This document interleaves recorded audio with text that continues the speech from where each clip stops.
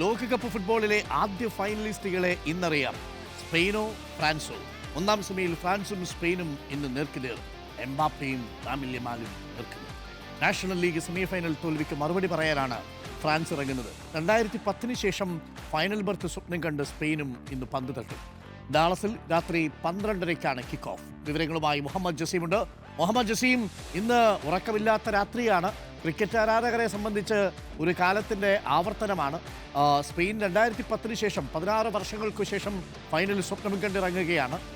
Mbappe ആണെങ്കിലും ശരി, Dembele ആണെങ്കിലും ശരി, ഫ്രാൻസിലെ ടീം സർവ്വസജ്ജമാണ്. അപാര ഫോമിലാണ് ടീമിലെ ഓരോരുത്തരും. ആരെയും മാർക്ക് ചെയ്യാൻ പോലും പറ്റാത്ത തരത്തിൽ ഫ്രാൻസ് മികച്ച ടീമായി നിൽക്കുന്നു. കുറിയ പാസുകളിലൂടെ, ടിക്കറ്റാക്കയിലൂടെ സ്പെയിനും അവരുടെ പാസുകളിലൂടെ നെയ്ത് മുന്നേറുമ്പോൾ മത്സരം പ്രവചനാതീതമല്ലേ ഇന്ന്?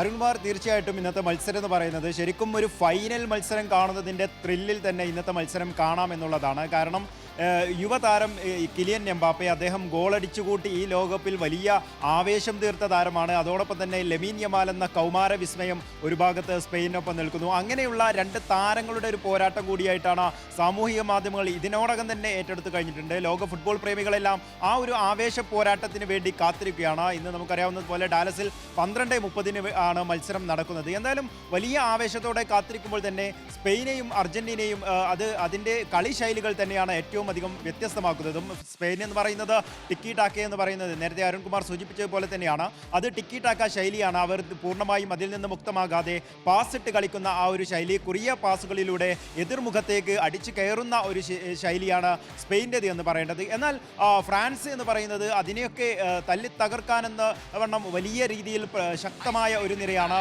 മൈക്കൽ ഒലീസയെ പോലെയുള്ള താരങ്ങൾ അവിടെയുണ്ട്, കിലിയൻ എംബാപ്പയെ പോലെയുള്ള താരങ്ങൾ അവിടെയുണ്ട്, ഉസ്മാൻ ഡെംബലെ പോലെയുള്ള താരങ്ങൾ അവിടെയുണ്ട്. അങ്ങനെ വലിയ രീതിയിൽ ആക്രമണ ഫുട്ബോളിൻ്റെ ഒരു ശൈലി എന്ന് പറയുന്നത് അത് യൂറോപ്യൻ ഫുട്ബോളിൽ നിന്ന് കാണുന്നത് ആ രീതിയിലാണ്. അതാണ് ഫ്രാൻസിൻ്റെ മത്സരം എന്ന് പറയുന്നത്. ഫ്രാൻസിനെ കുറിച്ച് നമ്മൾ പറയുമ്പോൾ തന്നെ 2018 ലോകകപ്പിൽ കിരീടത്തിലെ ജേതാക്കളാണ് ഫ്രാൻസ് എന്ന് പറയുന്നത്. അതിനുശേഷം 2022 ലോകകപ്പിലേക്ക് വരുമ്പോൾ അവർ റണ്ണറപ്പായിട്ട് മാറുന്നു. അതിനുശേഷം ഈ ലോകകപ്പിലും അതേ ഫോമിൽ അവർ തുടരുന്നു എന്നുള്ളതും പ്രധാനപ്പെട്ട കാര്യമാണ്. അങ്ങനെ അവർ കഴിഞ്ഞ മത്സരമൊക്കെ കടന്നു വന്ന് ഈ ഒരു ലോകകപ്പിലേക്ക് നോർവേയൊക്കെ മറികടന്നുകൊണ്ട് അവർ ഈ ഒരു ലോകകപ്പിൻ്റെ ഈ ഒരു സെമി ഫൈനൽ ഘട്ടത്തിലേക്ക് എത്തുന്നു. അതോടൊപ്പം തന്നെ ഇതിൽ പറയേണ്ട ചരിത്രപരമായിട്ടുള്ള കാര്യങ്ങൾ എന്ന് പറയുന്നത് ഫ്രാൻസും സ്പെയിനും ഏറ്റുമുട്ടിയപ്പോൾ തന്നെ 38 തവണയാണ് ഇരു ടീമുകളും ഏറ്റുമുട്ടിയിട്ടുള്ളത്.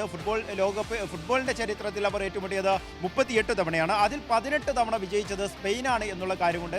അതോടൊപ്പം തന്നെ പറയേണ്ടത് അവസാനം കളിച്ച നേഷൻസ് ലീഗിൻ്റെ മത്സരത്തിലായിരുന്നു 2025 അവർ തമ്മിൽ ഏറ്റുമുട്ടിയത്. അന്നത്തെ വിജയം എന്ന് പറയുന്നതും സ്പെയിന് തന്നെയായിരുന്നു. അപ്പോൾ അതിനുള്ളൊരു മറുപടി ഇന്ന് ഫ്രാൻസ് കൊടുക്കുമോ എന്നുള്ളതും അതൊരു കൗതുകം കൂടിയാണ്. അത് കാത്തിരിക്കുകയാണ്. കാരണം ലെമീൻ യമാലും കിലിയൻ എംബാപ്പയും തമ്മിൽ ഏറ്റുമുട്ടുമ്പോൾ അതിൽ പലപ്പോഴും കിലിയൻ എംബാപ്പയ്ക്കല്ല, അതിനൊപ്പം കൗമാര വിസ്മയമായ ലെമീൻ യമാലിനാണ് വിജയം എന്നുള്ളതും എടുത്തു പറയേണ്ട കാര്യമാണ്. അതുകൊണ്ട് തന്നെ ലെമീൻ യമാലിൻ്റെ ഒരു മികവ് ഇന്ന് എത്രത്തോളം ഉണ്ടാകും, അല്ലെങ്കിൽ കിലിയൻ എംബാപ്പയുടെ മികവ് അത് എത്രത്തോളം ഉണ്ടാകും, അദ്ദേഹത്തിൻ്റെ ഗോൾ നേട്ടം അത് വീണ്ടും മെസ്സിക്ക് മുന്നിൽ ഇപ്പോൾ തന്നെ അദ്ദേഹം അസിസ്റ്റിലും ഗോൾ നേട്ടത്തിലും ഒന്നാമതെത്തിക്കൊണ്ട് അദ്ദേഹം നിൽക്കുകയാണ്.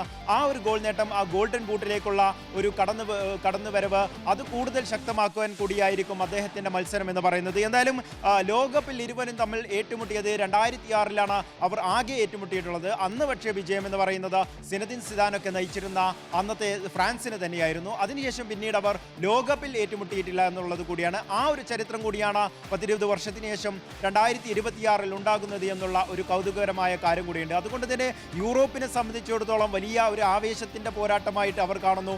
ലോക ഫുട്ബോൾ പ്രേമികൾക്ക് വലിയ മികച്ചൊരു പോരാട്ടം കാണാനുള്ള മത്സരമായിട്ട് ഇത് മാറുന്നു.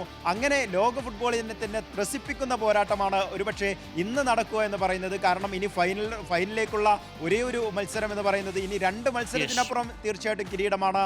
അതുകൊണ്ട് തന്നെ തീർച്ചയായിട്ടും ഇന്നത്തെ മത്സരം ഫുട്ബോൾ ആരാധകരെ സംബന്ധിച്ചോളം, ഫുട്ബോൾ പ്രേമികളെ സംബന്ധിച്ചിടത്തോളം വലിയ വിരുന്നായി മാറിയിരിക്കും. അരുൺകുമാർ.